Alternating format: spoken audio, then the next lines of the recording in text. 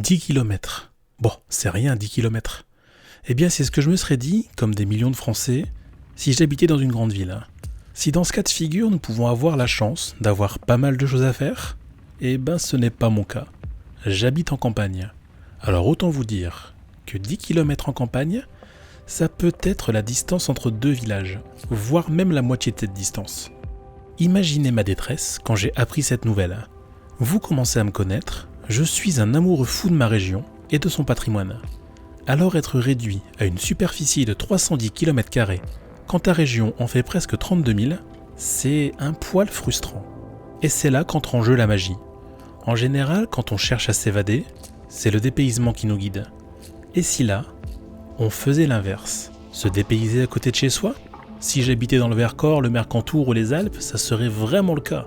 Pourtant, les lieux qu'on peut trouver à côté de la maison peuvent des fois bien nous surprendre.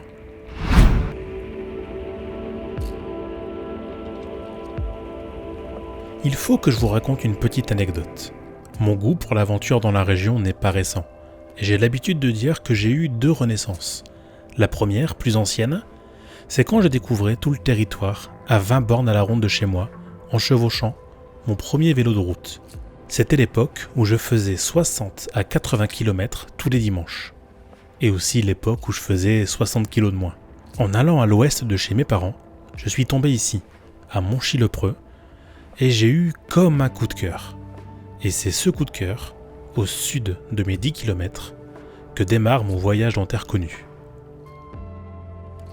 On va essayer de prendre les 10 km de la zone qui nous entoure pour pouvoir essayer de faire un petit parcours sympathique avec des lieux insolites, avec un peu de tout terrain, même beaucoup de tout terrain. D'ailleurs, on peut commencer directement avec ceci, avec le caribou de Monchy-le-Preux, parce qu'ici nous sommes au point de départ de Monchy-le-Preux, qui est pas très loin de la maison. Alors j'en ai déjà parlé du caribou de Terre-Neuve, c'était pour commémorer l'une des offensives de la bataille d'Arras en 1917. Faudrait que je revérifie, mais c'est dans l'épisode Trésor en or numéro 3 de Scarpe encensée. Cette statue de caribou est exceptionnelle car elle est l'un des 5 mémoriaux érigés en Europe en l'honneur des soldats terneuviens qui ont pris part à la guerre 14-18. Elle marque la prise de Monchy et sa défense le 11 avril 1917. Juché sur un ancien poste bétonné allemand, le caribou continue de bramer en direction de la colline de l'infanterie et honore la mémoire et le sacrifice de ces terneuviens. Bon allez, on va aller faire le petit tour de 10 km pour essayer de trouver d'autres lieux sympathiques que vous n'avez encore jamais vus probablement. Allez, c'est parti.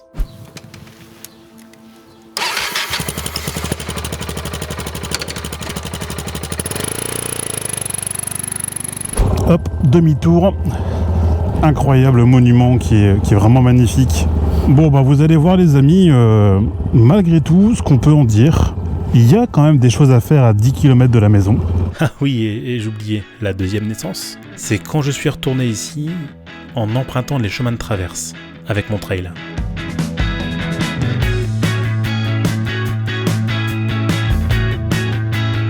Autant vous dire que si vous pensez découvrir le monde uniquement par les routes, vous vous trompez. Comme disait un grand homme, là où je vais, il n'y a pas besoin de route. Et vous n'imaginez pas le plaisir de redécouvrir le patrimoine que j'ai découvert il y a une quinzaine d'années, autrement. Et regardez, là on retrouve des paysages incroyables, perdus dans la forêt, dans un petit bosquet, c'est vraiment chouette.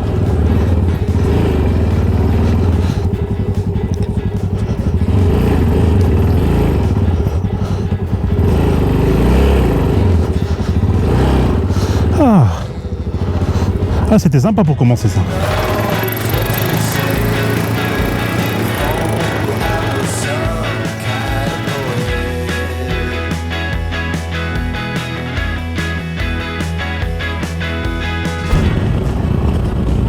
Il y a quand même pas mal de belles petites routes sur ce village. J'aime beaucoup. Et voilà là, typiquement la vue de mes 10 km. Comme vous pouvez le voir, des champs, et tout au bout quelques terris. Ce sont les terris de Méricourt et d'Hénin-Beaumont. On se regroupe dans un chemin pour repartir vers le deuxième lieu de cette mini-visite insolite, ce mini trésor en or. Oh, mais c'est un Secma Fun Buggy ça. Attendez, il faut que je regarde ça. Mais oui, c'est un Secma. Incroyable. Le Secma Fun Buggy. Incroyable. Ah les amis, un véhicule de fou ça, je l'ai testé en essai façon loutre. Ah quel bonheur. Ouais, tcha. Par chance, il n'y a pas beaucoup de tracteurs qui sont passés et il n'y a pas beaucoup plu. Les chemins sont assez secs, par contre si on se casse la gueule là-dessus, c'est terminé, on peut dire au revoir à toute la moto. Oui, il y a plein de petits chemins sympas, c'est rigolo hein.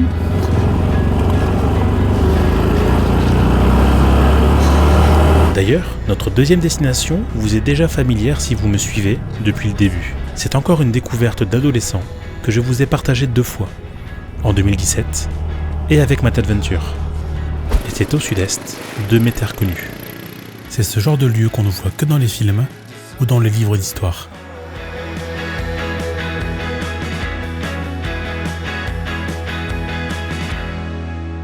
Chaque fois que je passe là, moi je suis content. Je suis ravi. Donc on va faire attention à pas trop s'enfoncer.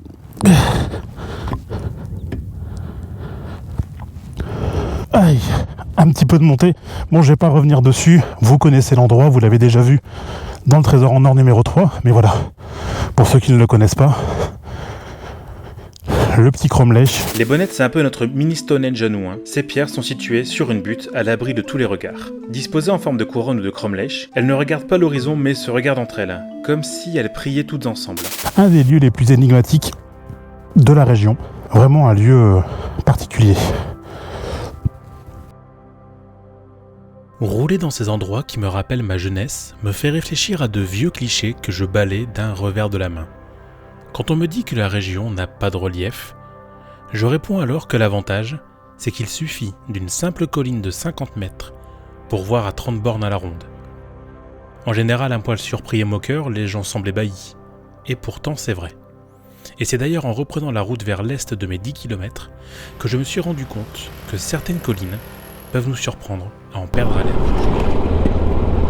Yeah.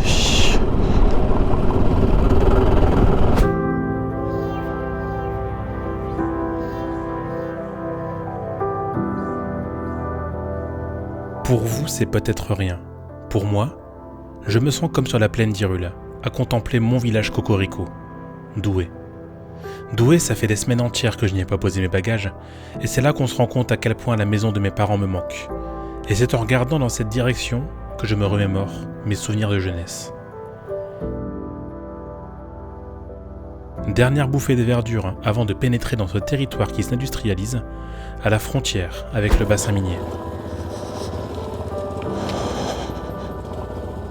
Je vais vous faire découvrir l'un de mes premiers trésors en or, situé à 5 km de chez mes parents, et si propice à ma soif d'aventure. J'ai jamais fait ce petit chemin-là, il est intéressant. C'est rigolo, hein, à couper tous les bois comme ça. Cabane de chasse là-bas, faire attention. Ah ouais, donc en fait on arrive vraiment en bas de cette vallée encaissée de Bellone, d'accord, ok. Incroyable. Bon alors là on arrive dans le côté très urbanisé de mes 10 km, pour pas dire industriel. Ici on passe directement au-dessus de la Scarpe canalisée avec, vous voyez déjà, des industries. Là-bas il y a pas mal d'industries aussi. Il y avait l'ancienne papeterie Stora Enso qui était fleuron de l'industrie de la papeterie dans les Hauts-de-France et qui a fermé il y a quelques années. Qui aujourd'hui, évidemment, Stora Enso n'est plus qu'une friche industrielle où il ne se passe rien. Il n'y a rien du tout ici à Stora Enso. Alors que j'avais des photos il y a quelques années que j'avais faites qui montrent l'importance du site et des usines qu'il y avait ici. Mais nous, ce qui nous intéresse se situe devant nous. Là, dans ce secteur-là à peu près, dans ce coin-là, qui dit patrimoine industriel, d'il y a quelques années, dit patrimoine ferroviaire. Vous n'êtes pas sans savoir que j'ai fait ma petite vidéo de présentation de la XTZ Ténéré sur une base ferroviaire. Et c'est ce que je vais vous montrer actuellement, dans quelques minutes.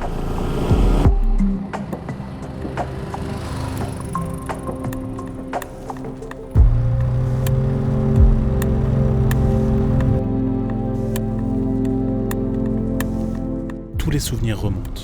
Au loin, l'usine Renault, les champs et mon premier trésor à l'horizon.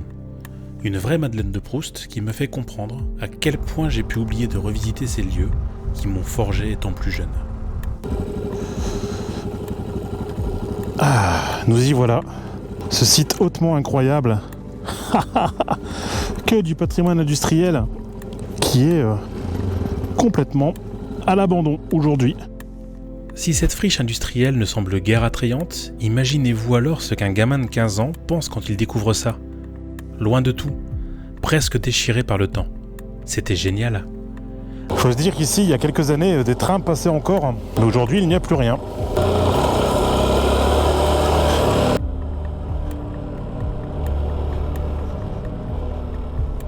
Un sentiment également partagé quand on s'approche de Kiry-la-Motte et du prolongement de cette ancienne voie ferrée, l'une des liaisons les plus importantes au milieu du siècle dernier.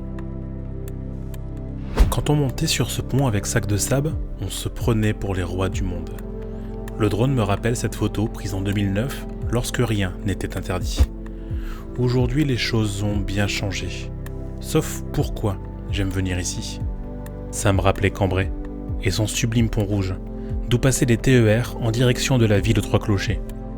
Et quand je vous disais tout à l'heure que Toué, c'était un peu mon village cocorico, Cambrai pourrait être considéré comme étant la forêt Kokiri, mon refuge, ma maison, que je ne cesserai jamais d'oublier.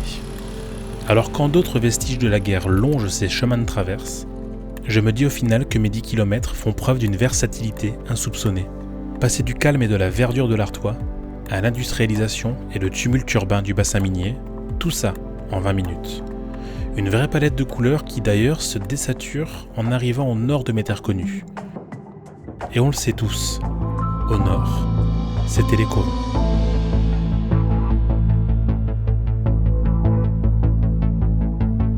C'est incroyable l'emprise directe du bassin minier dans nos mémoires. Si ici il ne représente qu'une très maigre partie de mes 10 km, on y dénombre pas moins d'une quinzaine de lieux, aussi énigmatiques que forts, aussi symboliques que discrets.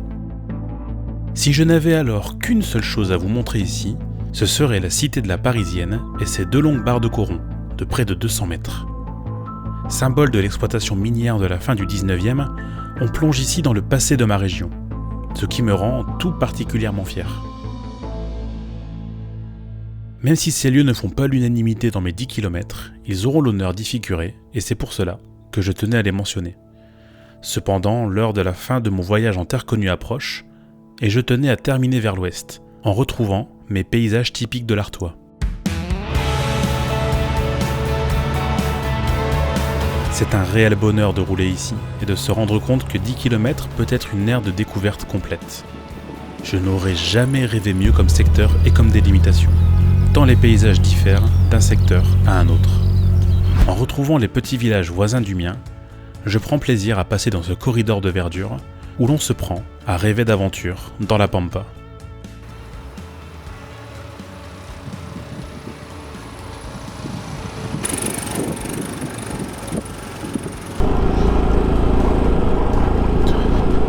Avec au loin la colline de Vimy marquant la frontière de mes terres connues, il fallait que je termine avec une petite histoire, la dernière de cette aventure. Tout en profitant de cette dernière grimpette rejoignant les crêtes qui ont connu bien des batailles, je peux me féliciter d'une chose. Si cette vidéo existe, c'est un peu grâce à vous. Parce que grâce à vous, je peux enfin partager ma passion pour cette région, au caractère si critiqué, mais aux lieux remarquables. Et rappelez-vous d'une chose, que ce soit autour d'une région, d'un département, d'une ville, d'une rue ou d'un lieu, la finalité est toujours la même.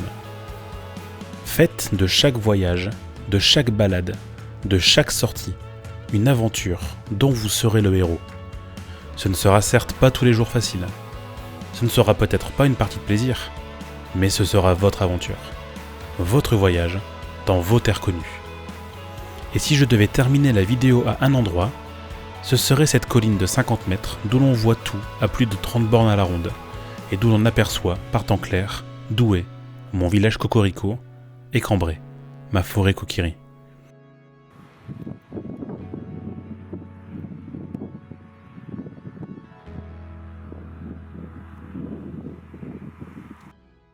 Et c'est là qu'entre en jeu la magie.